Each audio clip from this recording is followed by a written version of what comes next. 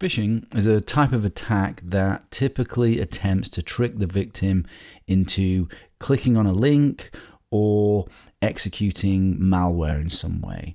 It can be an attempt to compromise a device, to steal sensitive information, passwords, usernames, PINs, credit card numbers, as well as try to gain access to online accounts. Pretty much all of the things you don't want to happen can happen through phishing attacks. And phishing is one of the most successful and common types of attacks because it is easy to perform, cheap to set up, and it yields good returns for the attackers. So you really have to watch for it. In working for big corporations, even with repeated security training to wise people up, no matter what the company I've consulted to, about 30% or so of people continue to be fooled and click on things that they shouldn't. And funnily enough, some countries are worse clickers and some are better clickers on a consistent basis. But no matter what, people just seem to not be able to be trained out of not clicking on the things that they shouldn't click on. Phishing is typically carried out by sending fake emails or instant messages as well that direct the victim to a fake site that often resembles the legitimate site. It is a form of social engineering, or in other words, it's an attack against human weaknesses, and it relies also on the lack of defenses that web technologies inherently have in order to do the attack. So, for example, email does not authenticate or digitally sign the sender, so there's no guarantee of who it's come from. If there was, then this problem would be reduced. Because emails can be easily spoofed to look like they've come from a legitimate source, phishing attacks take advantage of that trust that you believe it's come from that person, or at least it can do. Generally, phishing attacks are done en masse, so they send out thousands or millions of emails, and those email addresses have been harvested from the internet, or sometimes they've been harvested through hacking websites, sometimes from the fact that people have publicly disclosed them on forums or other things like that, and even from guessing at what the address is. So if you, for example, had John at a domain name, John at Hotmail or something like that, this would be an unusable account because of the amount of spam and phishing emails that it would get, because spammers target common names in combination with domain names. You do also get mass email attacks on certain businesses as well. But if it is a specific and targeted attack, we call that spear phishing, if you're targeted individually. Let's look at some techniques used to perform phishing attacks in order to try and convince people to click on them. So the big one that they use is what's called link manipulation. This is a simple phishing email that you can see here in front of you that I put together. I've sent it to a Ghostmail account to illustrate the techniques that are used. Here, I'm faking links to Google and to Microsoft. So if we just zoom in here. So the first technique that they use is subdomains and misspelt domains. Now, if you look at these three examples here, so you can see here that this is the real domain, and this is the domain it's trying to convince you that it's actually from. And a slightly different technique being used here. So that is obviously the real domain. And then this is using subdirectories in order to look like Google.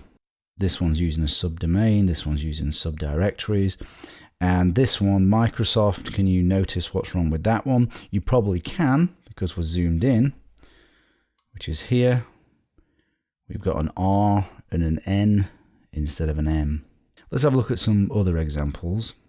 So these are live phishing links that are right now attempting to convince people to click on them. So you can see here, this is actually an Australian bank, and it's attempting to convince people that this is the domain. when in actual fact we can see here that this is the real domain. Let's see if there's any other clever ones, or, well, they're not really that clever, but let's see if we can find any other examples. So you can see here, here's another paypal.co.uk. So the real domain is this. So it may be tricky to understand as I've gone through this which are the real domains, depending on your experience. So the real domain is the one that is to the left of the high level domain. That's the high level domain, and that has no slash to the left of it. High level domains are, things like .com, .net, .org.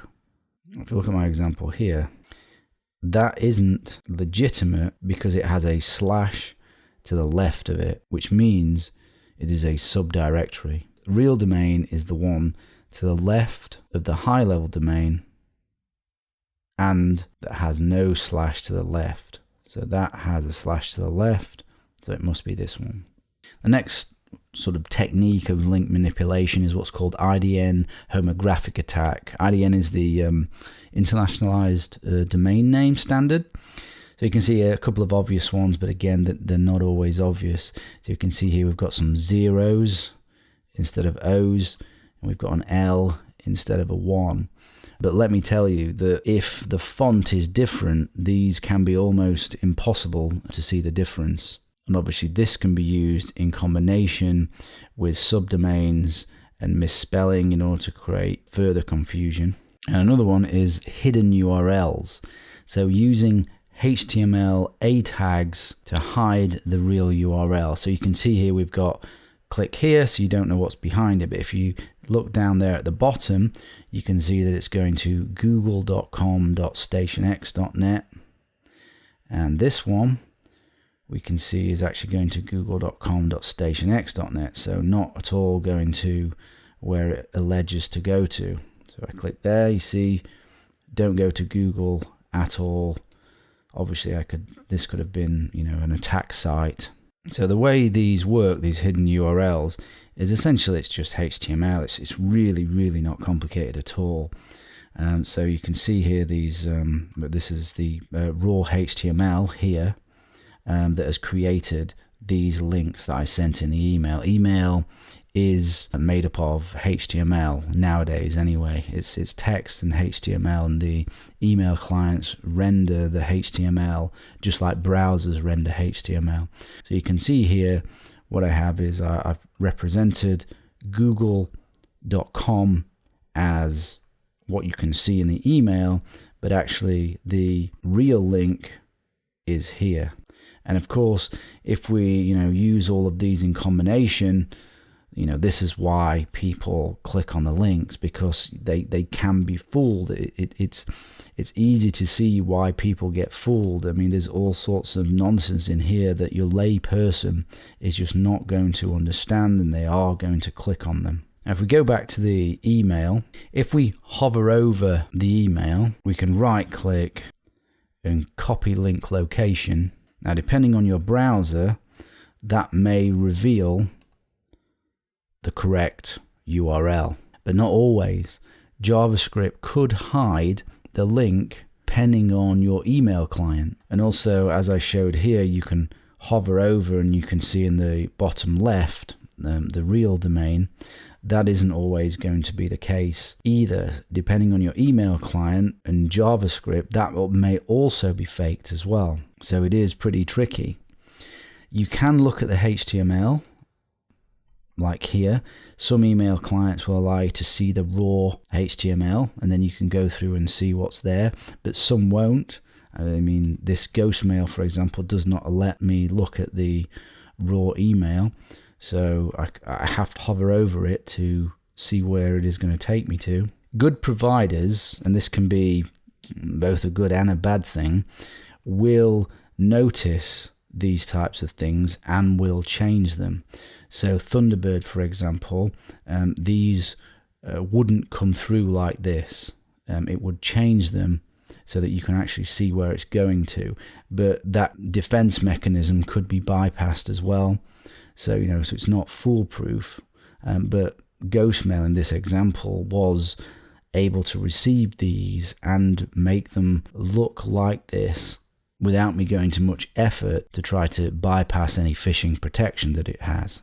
Other than URL manipulation, there's also covert URL redirects that use vulnerabilities such as cross-site scripting and cross-site request forgery, or they can be used in combination with URL manipulation. So it is possible that you might get sent a link to a real site, and the real site is being manipulated to attack you in some way. So the attacker can or possibly has found a flaw in the real site and is using a technique like open redirect, or as I've just mentioned, the cross-site scripting and the cross-site request forgery vulnerabilities in order to attack you. So this has happened to PayPal and many others. So let me give you an example, because this, obviously won't be clear, of a reflected cross-site scripting vulnerability that could be used in a phishing attack. So imagine you've been, sent a link via whatever means. Now, this was actually a cross-site scripting vulnerability that I found in a forum application, so I'm just using it as an example. So this is an example of the URL. You then click on this URL. This takes you to the website, and then because I've inserted into that URL a special script, when you enter your username and password, I'm able to steal your username and password. Now, if you look here, this is the crucial bit of code. So I've inserted my own little bit of code here. This is the reflected cross-site scripting vulnerability. That site should not let me put in my own scripts into URLs and process it, because what that means is that I am then able to act as that website under the security context of that website, which means I then have access to your cookies, and of course I can manipulate the web page so that that it's not the right login screen and it's actually a fake login screen that I've presented. And that's actually what I did with this particular vulnerability, to demonstrate it to the people that own the application so that they could fix it. So that was the actual URL vulnerability. And if you look here, there I'm inserting in a special, what's called an iframe, in order to put up a fake login screen and able to take the usernames and passwords. So that gives you an example there. If there's vulnerabilities in the website, these cross-site scripting vulnerabilities, these open redirects, then the phishing attacks can be even worse. And to finish up on phishing, there's a couple of variants of phishing, and that is Vishing and SMShing.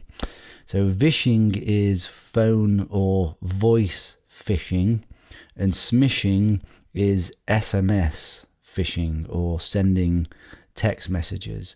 So this is attempting to call or text you in an attempt to compromise your device in the same way as you do with phishing, so steal sensitive information, password, usernames, credit cards, all of the bad stuff. There are many examples, a common one being pretending to be from Microsoft, telling you that you have a virus on your machine.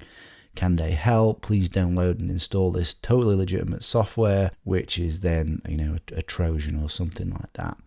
Again, my mother has had a couple of these calls from guys from India pretending to be from Microsoft. These calls do work on enough people. That's why they continue to do them. And actually, if you look on YouTube, you can actually see a lot of people pranking these people when they're being called by them. So those are quite funny to watch. So Vishing is phone-based cons, SMShing is text-based cons. And that's phishing.